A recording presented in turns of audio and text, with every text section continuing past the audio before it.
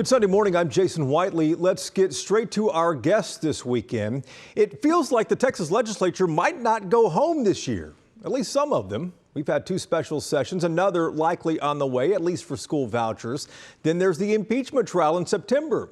So what kind of grade would you give state lawmakers on what they have accomplished so far? A question we had for a couple of county judges, beginning first with Travis County Judge Andy Brown from Austin. Judge Brown, welcome back to the program. The regular legislative session is over. The first special session is over. Obviously, we expect more. What kind of grade would you give Texas lawmakers, though, right now with what they did get done or did not get done? Yeah, I'd give them an F so far. I think they had so many opportunities, and I guess still do have some opportunities to use that surplus for a lot of good in the state. They were presented with a bill from the survivors and the families, rather, of the Uvalde school shooting, to raise the age to 21 for people who can buy assault rifles. They failed to do anything on that.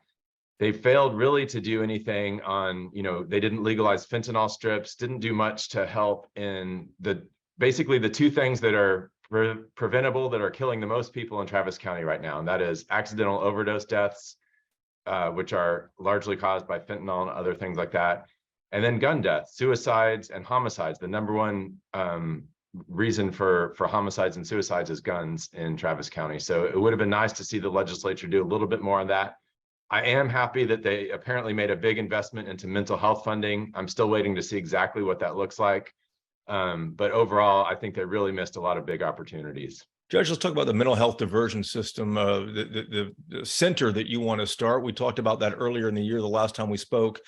You recently launched a pilot program, which will actually take off this fall. It's about a $6 million program, from my understanding. But by diverting people away from the county jail, though, do you have any more hard, firm numbers yet on how much you think this is going to save taxpayers there in Travis County? Yeah, so we've got today about, I think, 2,200 people in our jail. Over 40% of those people have a mental health condition by the survey that we do. I would say it's probably closer to 60 or 70% of the people in any local jail that have a mental health issue that is untreated. What if we can reduce that jail population by that 40%, or even by a 25%? That's going to help us with the strain that we're having trying to hire corrections officers in the jail, which is one of the hardest jobs for any local government to hire in Texas right now. And so it will save us money not only on kind of that strain and the overtime that the folks working in the jail are having to go through right now, but in terms of actual dollars, I think the diversion center we're estimating will cost between $3 to $4 million a year to operate. But we all know that the jail in county budgets, and especially here in Travis County, is the largest single line item expense of county government. So if we can reduce that by a quarter or a third even, that will save significant money for local taxpayers. And Judge, it's not just you. You've been traveling with the sheriff, with members of the Austin Police Department, with other mental health experts, and you visited places. I remember you talking about Nashville when we last spoke, how you kind of were interested in modeling what will happen in Travis County after what's happening there in Nashville, Davidson County. When do you expect, though, something permanent will physically be on the ground there in Travis County?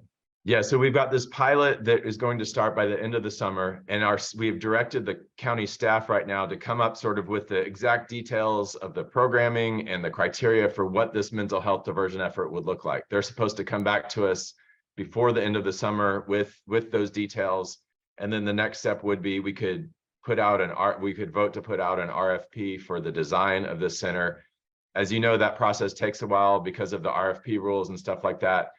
One contractor I heard from thought that the actual building could be built within about 18 months. So that doesn't, of course, account for the several month period of the RFPs at each stage. I would imagine at the outside 3 years before that would be up and running as a physical structure. But by the end of the summer, we will have that pilot going in an existing facility that is too small for what we need, but it's at least something, and that should start by the end of the summer. Judge, we always appreciate the time. Thank you very much. Thanks, Jason.